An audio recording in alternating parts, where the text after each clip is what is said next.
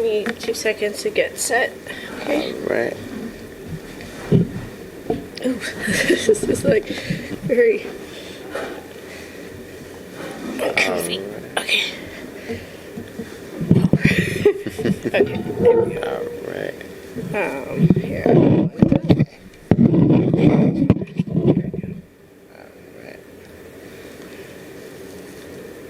All Okay. right, ready? Mm-hmm. All right. Good afternoon, ladies and gentlemen. My name is Joshua Davis, and we're coming to you live from Essex County College right here in the TV studio. And today I will be interviewing Professor Wager, and she is the Professor of Communications and New Media Technology. How are you today, Professor? I'm very good, thank you. You're welcome. Glad to have you on the show. Thank you. First question, who introduced you to media production and filmmaking? I would say I was first introduced to filmmaking. I mean, I just fell in love with it. I remember the first movie I saw was Star Wars, and I wanted to be like Princess Leia. I dressed up like Princess Leia, and I really kind of fell in love with the magic of movies. Okay. Yeah, I love Star Wars too. They got some good characters in that movie. Yeah. And what inspired you to do media and film production? I guess I would say what inspired me. I was going for my first graduate degree in a master's in humanities, and I saw a lot of people writing books, and I thought that was awesome. But I thought, wow, film and video is another way that we can reach people in terms of education, in terms of, just being able to share ideas and stories. And so while I've always retained my love for literature, I just have a deep, abiding love for film and visual art as well. Okay. And have you ever met any film stars from New Jersey or any from Hollywood? Yes, because of our very close relationship with the Newark International Film Festival and local movie makers and shakers, we've been able to bring students to various film premieres at Cityplex, at Newark Museum, have film screenings here at ECC as well, through our relationship with these different film festivals, the Newark LGBT Film Festival, all this different, and exciting film industry work that's happening here in Newark. So we have had the chance to meet several locally grown film stars, including Michael B. Jordan. We actually had a student who was able to interview him at the Black Panther premiere here in Newark. So we've had an opportunity to have students and professionals in the film industry and media industry come together and be able to talk and collaborate, connect, and network, and help build this new generation of digital media makers. Wow, that's good.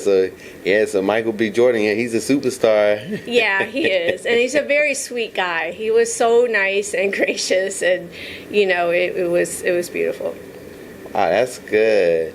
Have you ever met Spike Lee, too? Yes, that's another thing we did. We actually took a group of students to the Brooklyn Museum for the Spike Lee exhibit. It was a retrospective exhibit of all of his work, and just really an amazing exhibit. It's one of the best exhibits I've ever been to, and we were able to take a very large group of students, and several of them actually got to meet Spike Lee, get some photos with him and autographs and all that, and he was very gracious as well. So, I think filmmakers and media makers instantly recognize the talent and the intelligence and creativity of our students here at ECC. So, for the most part, they're extremely happy to be able to talk to you guys and impart their wisdom and share ideas with you. Wow, that's great. Yeah, we had a good time at the Brooklyn Museum. Didn't we though?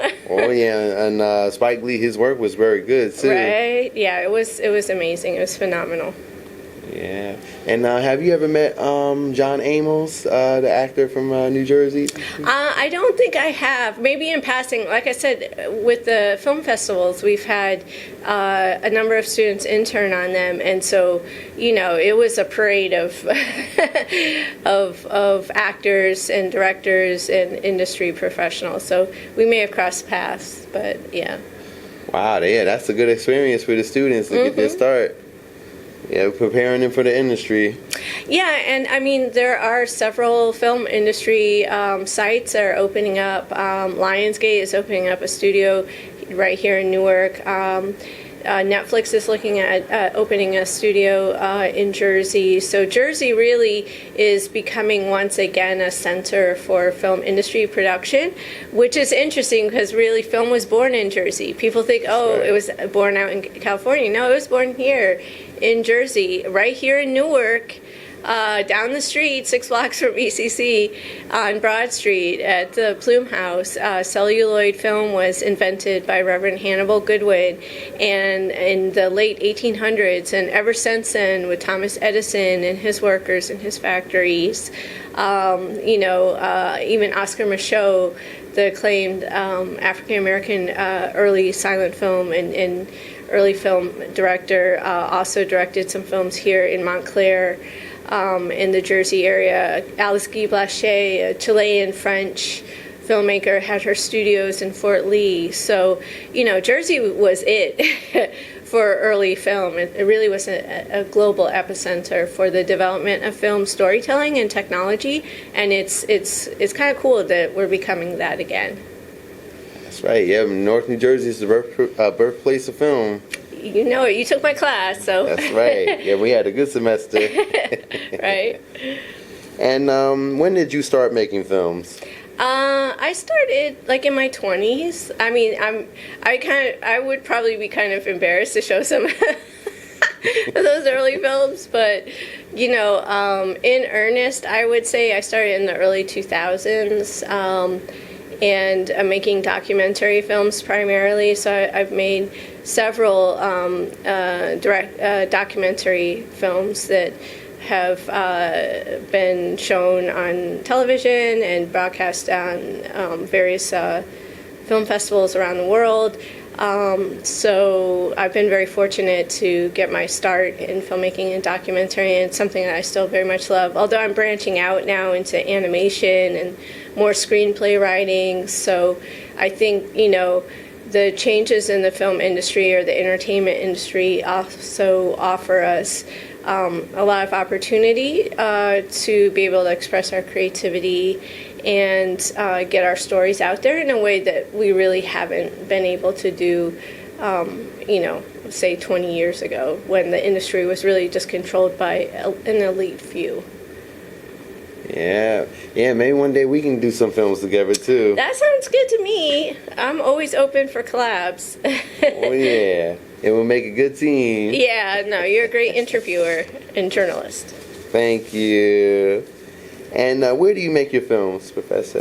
I mean, primarily I edit here. Obviously, I live here in Newark, but I have traveled the world in terms of making or working on different documentary films. So that's one thing I always tell students is, filmmaking, media making in general, content creation is just a terrific way to see the world. It's a way to make friends around the world, to, go to places that you never thought about going before, and to really, kind of make the world your production studio.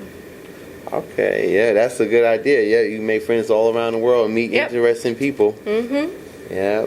And why do you like making films? I think it's the opportunity to tell a story, to engage with your audience, I love working with a crew on film. The opportunity to work collaboratively is really important, And it's something I think sometimes in the YouTube era, we think of the media maker or the content creator as someone who is, alone in their bedroom making videos, right? And really, media content creation is much bigger than that. Oftentimes, you may start out doing that in your bedroom, but, eventually you're going to need a crew. You're going to need to work with other people, right? So I like the social aspect of media creation as well. And so it's another opportunity to connect with the people you work with.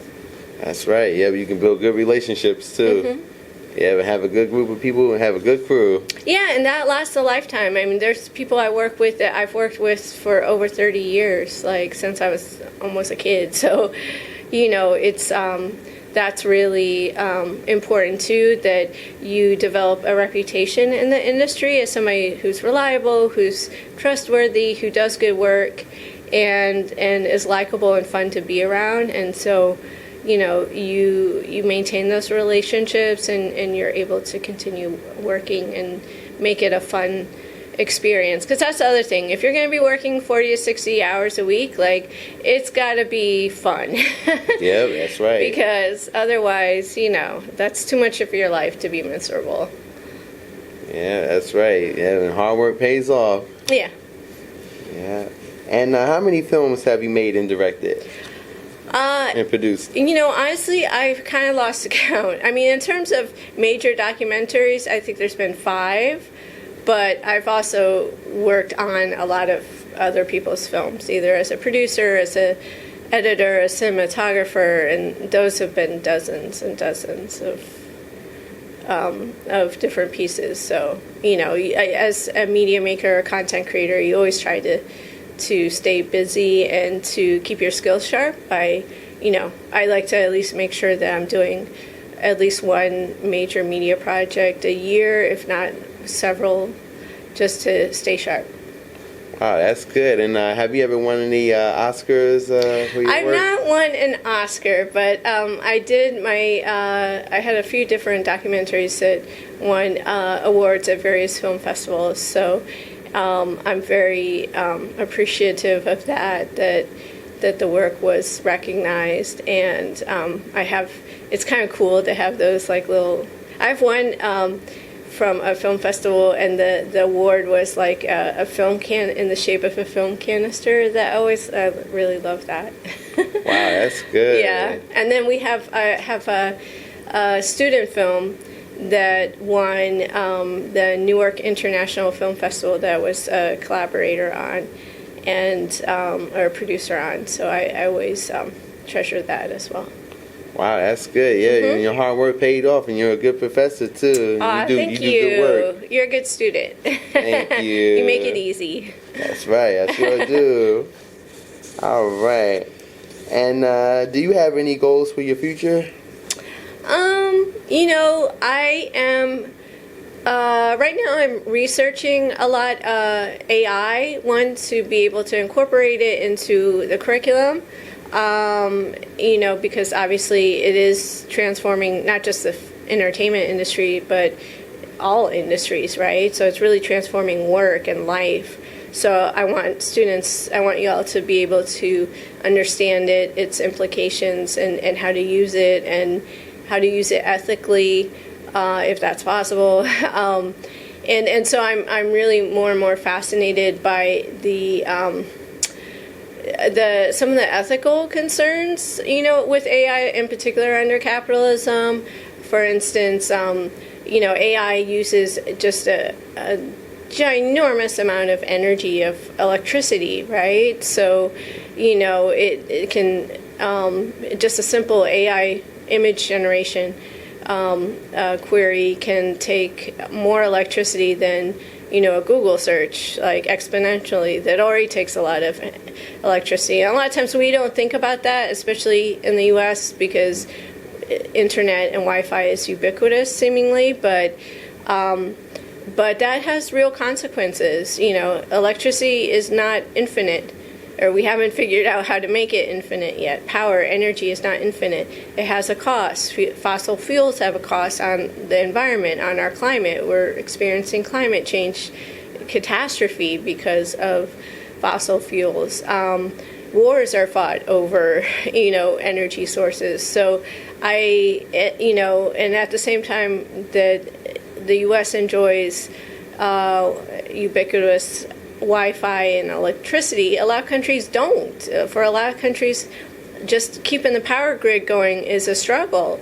So I think about that too in terms of the ethical use of AI and what does it mean as we are going forward in this AI future that is transforming the worlds that you guys will inherit. So that's something I'm really interested in terms of research. So I'm doing some writing and also looking at doing some media work, either a documentary film series or, maybe / social media.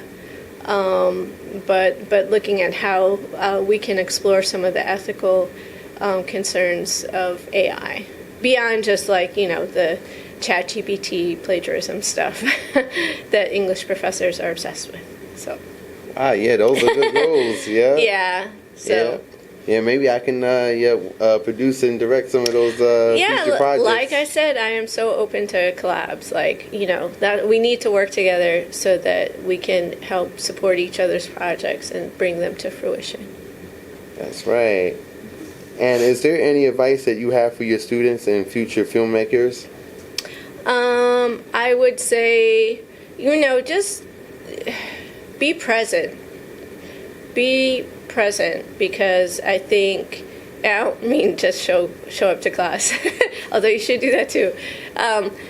I think, oftentimes I see students, they're either so stressed out or else they're just kind of maybe tuned out and sucked into social media so much that they're kind of almost like sleepwalking through life. And I think, that's a real shame, because especially your young years, those are the years that you need to treasure. And oftentimes we don't when we're living through them. We just think of it as, oh my God, this is so hard, let me get through this. But they really are years to treasure, your time in your teens and your 20s. So, being present, being able to connect with your fellow students and fellow humans is really, really important, because that, at the end of the day, that's all we have, really, right? Otherwise we're just robots, and that's boring. So. Yeah, that's right. We got to know how to socialize with each other. Yeah, and connect. That's super important. Yeah. Well, okay. Well, thank you very much, Professor, for your time today, and thank you for being on the show. And I look forward to working with you again in the future. Awesome. Thank you again. And thank you very much, ladies and gentlemen. And we'll see you next time. All right. Okay. That was good. All right. You okay? Yep. All right.